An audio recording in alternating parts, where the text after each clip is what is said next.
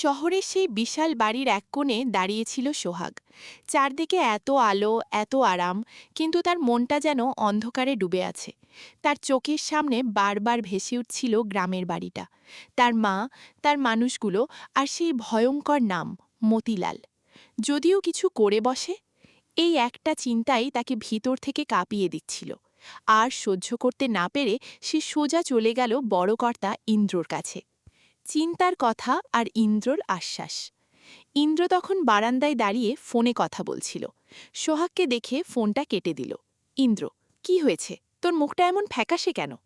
সোহাগ একটু ইতস্তত করে বলল, বড় কর্তা, গ্রামের ব্যাপারটা নিয়ে আমি খুব চিন্তায় আছি। তার গলা কেঁপে উঠল। মতিলাল যদি আমার পরিবারের কিছু করে?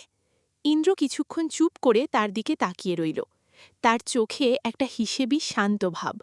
তারপর ধীরে ধীরে বলল, তুই এত চিন্তা করিস না, আমি আগেই সব সেট করে রেখেছি। সোহাগ অবাক হয়ে তাকাল। মানে?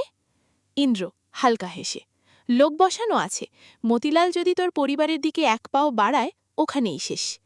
এই কথাটা যেন সোহাগের বুকের ভেতর আলো জ্বালিয়ে দিল। সে একটা গভীর শ্বাস নিল। কিন্তু তার মাথায় আরেকটা কথা ঘুরছিল, শর্তের কথা, সূর্যকে বদলানো। সোহাগ ধীরে বলল, বড় কর্তা, আপনি তো বলেছিলেন সূর্য স্যার যদি মদ খাওয়া ছেড়ে দেয় তাহলে আমাকে গ্রামে যেতে দিবেন।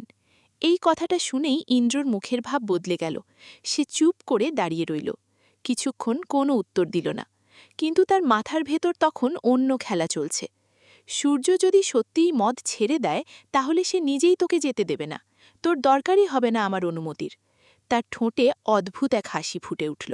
তারপর সে স্বাভাবিক হয়ে বলল, হ্যাঁ বলেছিলাম, আগে ওকে বদলাতে পারো, তারপর দেখা যাবে। এই কথাটা শুনে সোহাগের চোখে দৃঢ়তা চলে এলো। সে ঠিক করে ফেলল, যাই হোক, সূর্যকে বদলাতেই হবে। শিউলিদের বাড়িতে পরিকল্পনা। পরের দিন সোহাগ গেল শিউলিদের বাড়িতে। ওই বাড়িটা তার কাছে একটু শান্তির জায়গা। শিউলি তাকে নিজের বোনের মতোই দেখে। সেখানে গিয়ে সে আগের মতোই কাজে লেগে পড়ল। রান্না, বাসন, ঘর গোছানো সব শেষ করে তিনজন বসে পড়ল, সোহাগ, শিউলি আর শিউলির স্বামী।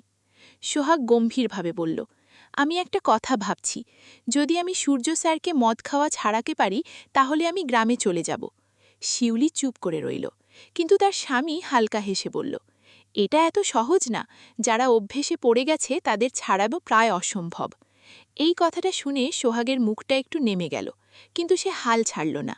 কিন্তু চেষ্টা তো করতে হবে।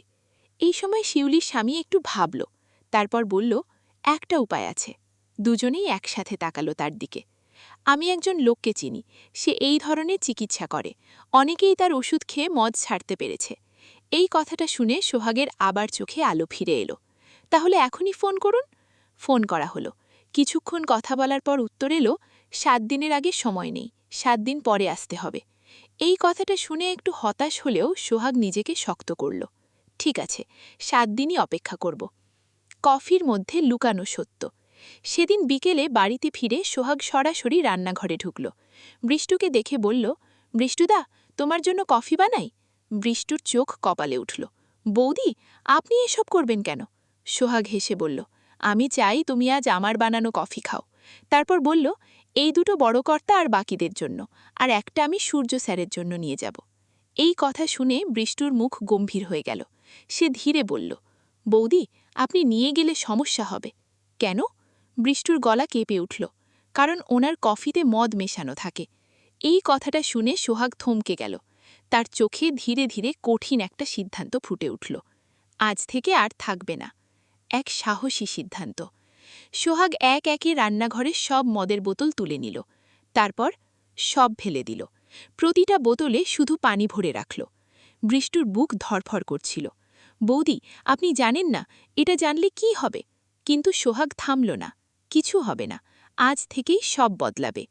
মুখোমুখি সত্য। সোহাগ কফি নিয়ে গেল সূর্যের রুমে। ঘরটা অন্ধকার, পর্দা টানা, একটা ভারী পরিবেশ। সূর্য কফিতে চুমুক দিল। তার মুখের ভাব মুহূর্তেই বদলে গেল। সে চিৎকার করে উঠল, বৃষ্টু! বাইরে দাঁড়িয়ে থাকা বৃষ্টুর হাত কাঁপতে লাগল। ঠিক তখনই সোহাগ বলল, আমি যাচ্ছি, তুমি ভয় পেও না। সে দরজা ঠেলে ভেতরে ঢুকল। সংঘর্ষ আর সাহস। সূর্য রাগে কাঁপছে। এই কফি কে বানিয়েছে? আমি। আমার কফিতে কি করেছিস? মদ দেইনি। এই এক কথায় যেন পুরো ঘরটা থেমে গেল। তুই সাহস পেলি কোথা থেকে? সোহাগ এক পা এগিয়ে এলো। তার চোখে জল, কিন্তু ভয় নেই। কারণ আমি চাই আপনি বাঁচুন। লড়াই শুরু হলো। সেই দিন থেকেই শুরু হলো এক লড়াই। সহজ ছিল না। সূর্য রাগ করল, চিৎকার করল, জিনিসপত্র ভাঙল, কিন্তু সোহাগ থামেনি। প্রতিদিন, প্রতিটা কফি, প্রতিটা মুহূর্তে সে সূর্যকে ধীরে ধীরে বদলাতে লাগল। শেষে এক নতুন সূর্য। 7 দিনের চিকিৎসা, সোহাগের যত্ন আর নিজের ইচ্ছা, সব মিলিয়ে একদিন সূর্য সত্যি বদলে গেল। সে আর মদ খায় না। সে শান্ত, স্বাভাবিক, আর প্রথমবারের মতো সে সোহাগের দিকে তাকিয়ে হালকা হাসল। শেষের সত্য। দূরে দাঁড়িয়ে ইন্দ্র সব দেখছিল। তার ঠোঁটে রহস্যময় হাসি। এবার তুই নিজেই যেতে পারবি না। অন্যদিকে সোহাগ দাঁড়িয়ে, তার চোখে জল। কারণ সে জানে সে জিতেছে, কিন্তু এই জয়ের দাম অনেক বড়। সোহাগের হাতে কফির কাপটা ধীরে ধীরে কাঁপছিল, কিন্তু তার মুখে ছিল এক অদ্ভুত শান্তি। সূর্য প্রথমবার নিজের ইচ্ছায় তার হাতের কফি চেয়েছে, এই জিনিসটাই যেন সবকিছু বদলে দিচ্ছিল। কিন্তু ঠিক তখনই পিছন থেকে ইন্দ্রর গলা শোনা গেল। অনেক ভালো কাজ করছিস দেখছি। সোহাগ একটু চমকে উঠল। ইন্দ্র ধীরে ধীরে এগিয়ে এলো, তার চোখে সেই আগের মতোই রহস্যময় হাসি। সূর্য এখন অনেকটাই ভালো, তাই না?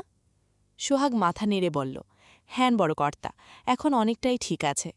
ইন্দ্র কিছুক্ষণ চুপ করে থাকল, তারপর ধীরে বলল, তাহলে এখন তোর গ্রামে যাওয়ার কথা ভাবা উচিত।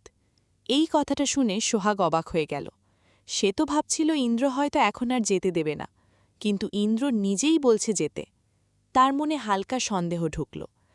আপনি সত্যিই আমাকে যেতে দেবেন? ইন্দ্র হালকা হেসে বলল, আমি কথা রাখি। কিন্তু তার চোখের ভেতরের খেলাটা সোহাগ বুঝতে পারল না। সেই রাতেই সোহাগ গ্রামে যাওয়ার প্রস্তুতি নিতে শুরু করল। বৃষ্টু অবাক হয়ে বলল, বৌদি, আপনি সত্যিই চলে যাচ্ছেন? সোহাগ একটু থেমে বলল, হ্যাঁ, আমার পরিবারের কাছে যেতে হবে। কিন্তু তার গলার ভেতরে একটা কষ্ট লুকিয়েছিল। এই বাড়িতে, এই মানুষগুলোর সাথে, বিশেষ করে সূর্যের সাথে একটা অদ্ভুত সম্পর্ক তৈরি হয়ে গেছে।